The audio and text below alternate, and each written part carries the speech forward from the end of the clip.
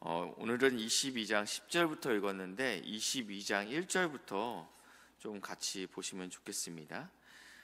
드디어 가나안의 정복 전쟁이 다 마치게 됩니다. 7년간 이 정복 전쟁이 이루어지게 되었는데 아직은 정복되지 않은 땅이 있음에도 불구하고 제비뽑기로 모든 분배가 마쳐지게 됩니다. 그래서 이제 여호수아가 이제 이 세 지파, 두 지파 반이죠. 이들을 22장 3절에 보시니까 오늘까지 날이 오래도록 너희가 너희 형제를 떠나지 아니하고 요단 동편에서 이미 하나님께서 주신 기업을 받았습니다. 그럼에도 불구하고 자신의 형제들과 함께 약속의 땅 가나안 정복을 함께 했죠. 오직 너희의 하나님 여호와께서 명령하신 그 책임을 지켰도다. 그래서 이제 6절에 보시니까 여호수아가 그들을 축복하여 보내며 너희들이 참 애쓰고 고생했다. 이제 하나님께서 너희에게 주신 그 땅으로 가라. 그래서 이들이 떠나는데 9절에 보시니까 이들이 실로에서 길르앗으로 가니라 라고 이야기하고 있습니다. 실로에서 길르앗으로 갔다. 이제 그 요단 동편 땅은 이제 길르앗이라고 표현하고 있습니다. 그리고 나서 이제 오늘 본문으로 다시 넘어오시는데요. 루벤 자손과 갓 자손과 므낫세 반 지파가 가나안 땅 요단 언덕가에 이르자 거기서 요단가에 제단을 쌓았는데 보기에 큰 제단이었더라. 이들이 이제 길르앗으로 이제 가나안까지는 사실 하나님의 약속의 땅이고 이 요단 동편은 그들이 보기에 좋았던 그 땅이기 때문에 우리가 여기에 머물면 안 되겠습니까? 라고 이야기했던 그 땅이죠. 이제 요단을 건너기 전 그들이 큰 제단을 쌓게 됩니다. 이 소식이 이스라엘 지파들에게 들리게 됩니다. 그래서 이들 마음 가운데 이 두 지파 반이 벌써부터 여호와 하나님을 배반했다라는 생각을 하게 됩니다. 그래서 그들이 우리 하나님께서 우리에게 허락하신 지금 제단은 실로에 있습니다. 지금은 실로에 있습니다.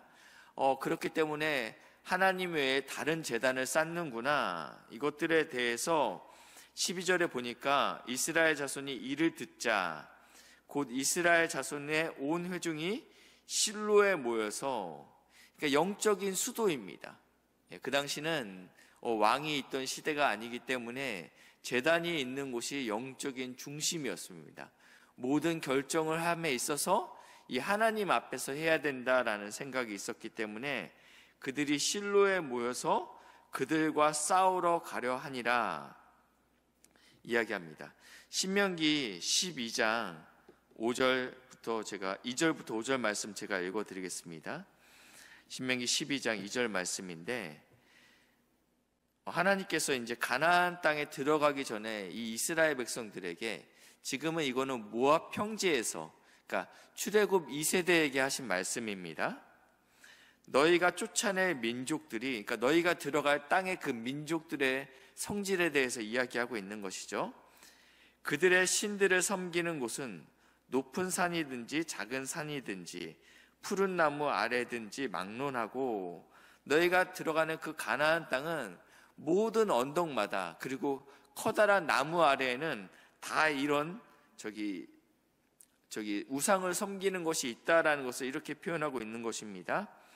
그 모든 것을 너희가 마땅히 파멸하며 그 제단을 헐며 주상을 깨트리며 아세라상을 불사르고 또 그 조각한 신상을 찍어 그 이름을 그곳에서 멸하라.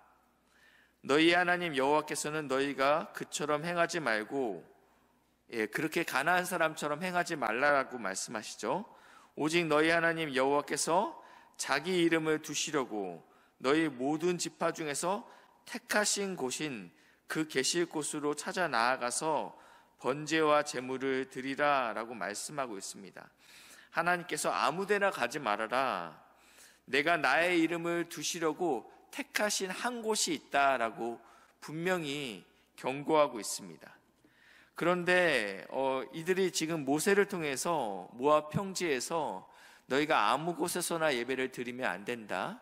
나의 이름을 둔 그곳에서만 예배를 드려야 된다라고 분명히 경고했음에도 불구하고 이 두 지파 반이 지금 약속의 땅을 떠나면서 또 다른 제단을 쌓았다라는 것은 굉장히 심각한 영적인 도전이었습니다. 그렇기 때문에 이들과 전쟁을 해서라도 이 문제를 해결하겠다라는 마음이죠. 다시 오늘 본문으로 넘어오시면, 그래서 전쟁에 나가기 전에 자초지정을 듣기 위하여 대표단을 파견합니다. 13절과 14절인데요. 먼저는 제사장 엘르아살의 아들 비느하스를 이 파견하는 대표단의 대장으로 세웁니다. 그리고 각 지파별로 또 한 명씩 세웁니다. 그래서 이들이 지금 대표단이 파견돼서 15절입니다. 길르앗 땅에 이르러 요단 동편에 이르렀다라는 거죠. 거기서 이제 이 루벤, 갓, 므낫세 반 지파에게 나아가서 이것이 어찌 된 것인지 듣기 위해서 나아갔습니다. 그러면서 이렇게 이야기합니다. 16절, 너희가 어찌하여 이스라엘 하나님께 범죄하여 오늘 여호와를 따르는 데서 돌아서서 너희를 위하여 제단을 쌓았느냐? 너희가 오늘 여호와께 거역하고자 하느냐? 그러면서 이제 두 가지 예를 듭니다. 역사 안에서 이스라엘 백성이 여호와께 거역했던 두 가지 사건을 다루고 있는데, 첫 번째는 17절 부올의 제약입니다. 부올의 제약은 민수기 25장에 나와 있습니다. 민수기 25장 잠시 보겠습니다. 25장의 장제목은 이렇게 쓰여 있습니다. 부올에서 생긴 일이라고 쓰여 있습니다. 그러니까 부올에서 어떠한 사건이 일어났던 것 같아요. 이스라엘이 시딤에 머물러 있더니 그 백성이 모압 여인들과 음행하기를 시작하니라. 이제 가나안 땅 정복을 얼마 앞두지 않고 일어났던 사건이죠. 이들이 이제 그 지역에 있는 가나안 동편이죠. 모압은요. 이 모압 여인들과 음행을 시작했습니다. 그 시작은 어떻게 시작됐냐면 2절인데요. 그 여자들이, 이 모압의 여인들이 자기 신들에게 제사할 때 이스라엘 백성을 청함해 백성이 먹고 그들의 신들에게 절함으로 이 모압 여인들이 전도한 것입니다. 우리 예배하러 가는 길인데 모압에 왔으면 모압 신을 섬겨야 되지 않겠습니까? 우리 함께 예배하러 갑시다 라고 했을 때 이들이 이 예배를 좋게 여깁니다. 이방의 예배는, 그 당시 고대의 이방의 예배는 그 신전의 사제들과 함께 음란한 행위를 함으로 인해서 예배를 드린다라고 말씀을 드렸습니다. 바알과 아세라 신도 마찬가지입니다. 거기에 여자 사제들이 있는데 예배를 드리러 가면 그 여자 사제와 잠자리를 함으로 이것이 예배로 받아졌다라고 합니다.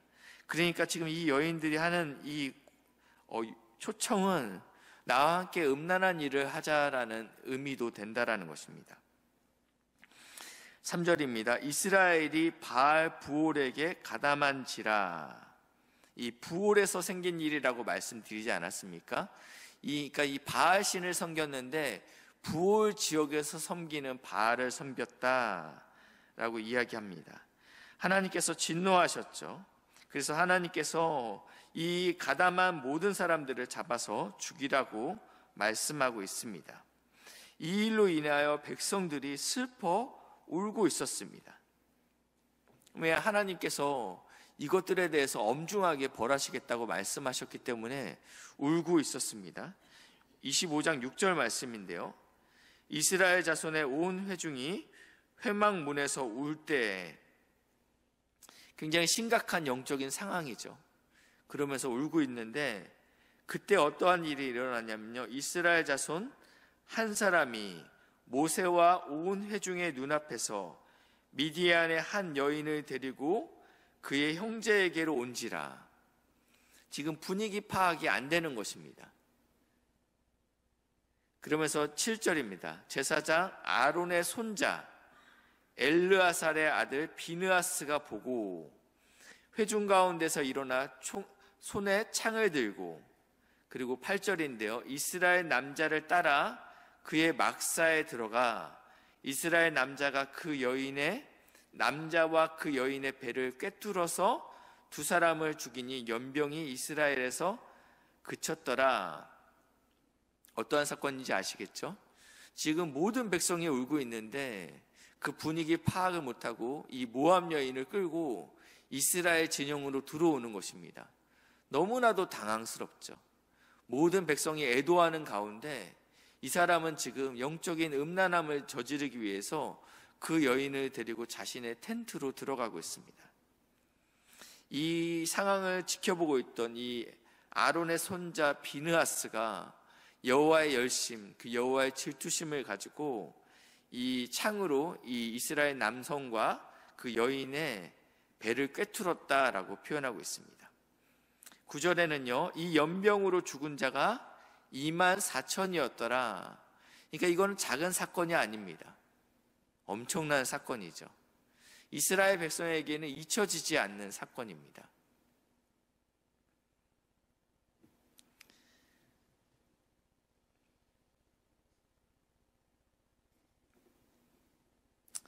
그렇기 때문에 지금 이렇게 경고하는 것입니다. 오늘 다시 본문으로 넘어오시면 이 부활의 제약으로 말미암아 우리가 아직까지 이 문제에서 온전히 자유케 되지 못했다라고 17절에 이야기하고 있습니다.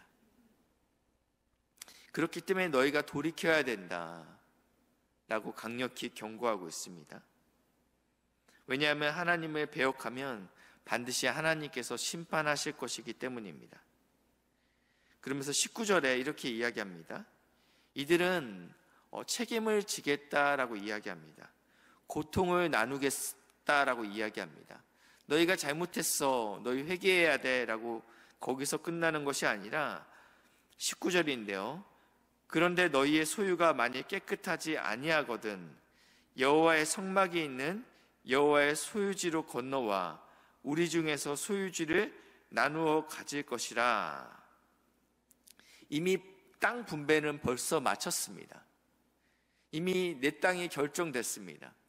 그런데 이제 나의 땅을 나눠주겠다라는 것은요, 굉장한 헌신입니다. 근데 여기까지 나아가야 된다라는 것입니다.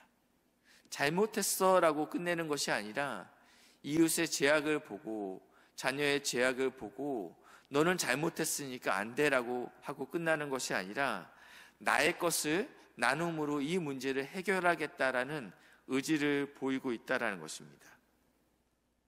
이 나라의 아픔과 죄악 그리고 성도의 죄악을 볼 때 우리는 네가 잘못했어라고 이야기하고 끝나고 맙니다. 그렇지만 성경에서는 계속적으로 이것을 우리의 죄악이라고 이야기하고 있습니다. 이 한 사람의 죄악으로 인해서 모든 사람들이 이 범죄의 영향을 받기 때문에 이것은 우리의 죄악이라고 이야기하고 있습니다. 오늘 이 나라 이 민족의 아픔과 어려움이 우리의 부족과 또 조국교회의 연약함 때문이라고 믿습니다. 오늘도 하나님 앞에서 나라와 민족을 위해서 기도하실 때 하나님 이 나라를 불쌍히 여겨주시고 다시 한번 하나님을 경외하는 나라, 하나님을 붙잡는 나라가 될 수 있도록 은혜를 부어달라고 기도하시는 새벽 시간 되시길 주님의 이름으로 축복합니다. 이번 주 주말에는 유치부 세범 성경학교가 있습니다. 사랑하는 우리 귀한 자녀들 말씀 안에서 잘 양육될 수 있도록 은혜를 부어달라고 우리 유치부 성경학교를 위해서 또 기도해 주시면 감사하겠습니다. 기도하겠습니다. 사랑의 하나님, 하나님께서는 죄악을 싫어하시고 또 그 죄악의 영향력으로 인해서 또 많은 사람들 가운데 어려움이 찾아올 때 그 책임을 성도들에게 물으시는 줄 우리가 알고 있습니다. 이 나라 이 민족 주여 불쌍히 여겨주셔서 하나님을 경외하는 나라, 하나님을 두려워하는 나라, 또 비느하스처럼 하나님의 질투하심으로 또 이 나라 이 민족을 위해서 간구할 수 있는 주의 백성들이 일어날 수 있도록 인도하시고 역사에 주시옵소서. 감사드리며 예수님의 이름으로 기도드렸습니다. 아멘.